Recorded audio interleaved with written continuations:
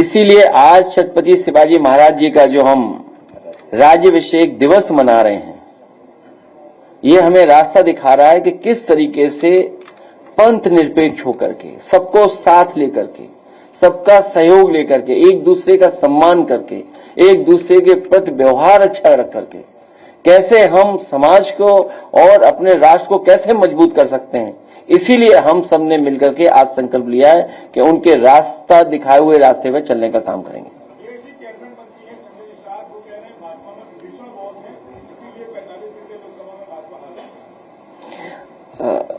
अक्सर Bharatiya Janata party PDA के नेताओं को आगे करती है और आप भी हमारा साथ नहीं दे रहे हो। पीडीए के नेता का ही मान करके आप सवाल पूछ पा रहे हो। तो जो लॉयल्टी होती है, लॉयल्टी देखो कैसे बदलती है। कुछ लोग हमारे साथ जीते थे, कुछ लोग हमारे साथ जीते थे, लेकिन कुछ उन्हें मिल रहा था खोखा, जो बोलते हैं महाराष्ट्र की भाषा में, उसकी वजह से लॉयल्टी बदल ली उन्होंने। तो छत्रपति शिवाजी महाराज जी का जब हम लोग बहुत कुछ सुन रहे थे, तो उसमें कई बार ऐसा मिलता है कि लॉयल्टी कैसे बदल देते हैं लोग। तो वहां जो लोग बैठे हैं वो लॉयल्टी बदलने के उसमें हैं कि अभी तक तो वहां थे, अब कहीं और भी जाना है। बंगलुरु में एक घटना हुई परसों से, उसमें भगदड़ में 11 लोग मारे गए। वहां के मुख्यमंत्री ने कई अधिकारियों को सस्पेंड कर दिया और आयोजककर्ता को गिरफ्तार कर दिया। कुंभ में जब घटना हुई है तब किसी भी अधिकारी को सस्पेंड नहीं किया गया, न किसी आयोजककर्ता के खिलाफ कोई कार्रवाई हुई। 2027 में उत्तर प्रदेश की जनता न केवल सस्पेंड करेगी बल्कि हमेशा हमेशा के लिए विदाई कर देगी।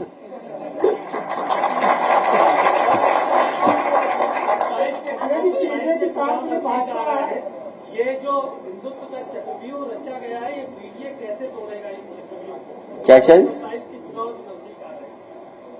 मैं बात समझ नहीं पा रहा हूँ, क्या पूछ रहे हैं? हिंदुत्व का एजेंडा, हिंदुत्व को धार देने की बात मुख्यमंत्री कर रहे हैं और ये पीडीए जो है वो 27 के चुनाव में इसको कैसे कुंद करेगा, इसको कैसे तोड़ेगा? हम लोग इसी तरह के राज्याभिषेक समारोह करा करेंगे, उससे बहुत सारी जानकारी समाज को मिल जाएगी।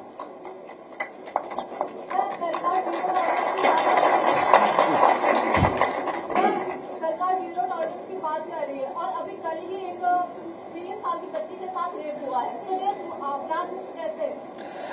भारतीय जनता पार्टी के सरकार में कानून व्यवस्था ही, जिसका नारा था जीरो टॉलरेंस, वही जीरो हो गया इस बार।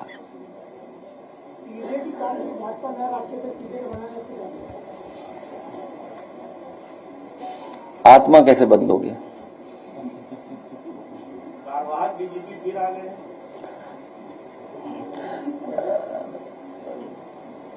व्यक्ति तो अच्छे लग रहे हैं क्योंकि आप सब लोग मौजूद थे, मैंने वीडियो देखा है। आप लोग सब आसपास बैठे थे कुछ लोग, लेकिन जो बुना हुआ जाल है उसमें कितना कामयाब होंगे तोड़ने में। और पुलिस कितनी करप्ट कर दी गई है। जब आप पुलिस से पॉलिटिकल लोगों को दबाने का काम करोगे तो पुलिस भी तो अपना मनमानी करेगी। अभी पंचायत के चुनाव आने वाले हैं, तो मान लीजिए पुलिस से ही अगर आप विपक्ष के लोगों पर दबाव बनवाओगे, उन्हें पकड़ा पकड़ी करवाओगे, उन पे झूठे मुकदमे लगवाओगे, तो क्या उम्मीद करोगे कि पुलिस फेयर काम करेगी उसके बाद? और उत्तर प्रदेश तो वो प्रदेश है जहां पर पुलिस को पकड़ रही है, पुलिस पे एफआईआर लिखा रही है। कई घटनाओं की तो आपको और हमको ही सच्चाई नहीं पता है कि सोचिए नए अधिकारी बने और स्वागत कैसे हुआ किसी थाने में किसी का। सोचिए आप, सुनने में आई कि कोई बड़ी घटना हुई है लखनऊ में, तो अगर पुलिस को आप इतना अधिकार दे दोगे, अधिकार होना जरूरी है,